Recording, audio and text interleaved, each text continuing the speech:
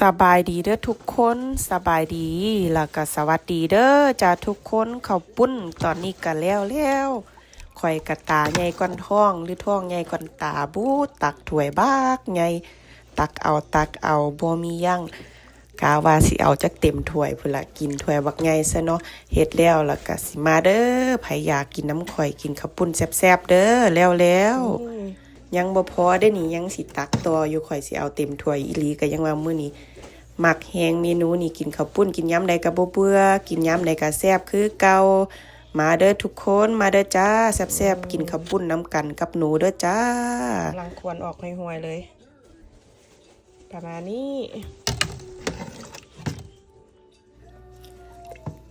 แล้วล่ะเด้บัดนี้ก็สิมากินกับผักหลายอย่างคักผักก็คือแม่นผักที่ข่อยปลูกเองแน่ก็ซื้อมาแต่ตลาดแน่แบบนี้เลยกินแบบง่ายๆสบายๆบ่มีพิธีรีตองอย่างหลายเด้อทุกคนผักข่อยก็ล้างใส่ซ้ำไว้เรียบร้อยละหลายอย่างแห้งผักนะมาเด้อทุกคนแล้วกินข้าวปุ้นแซ่บๆน้ำข่อยเด้อ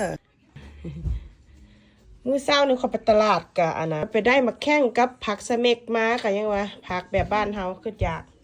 ไปเห็นข่อยก็เลยเอามาประมาณนี้แฝดน้อยเพื่อนนั้นย่างมาเอาบอลลูนไปลินโอเคเด้อซ้ำนี่แหละขอบใจทุกๆคนที่เข้ามาเบิ่งมารับชมวิดีโอนี้หลายๆพอกันใหม่วิดีโอหน้าเด้อบ๊ายบาย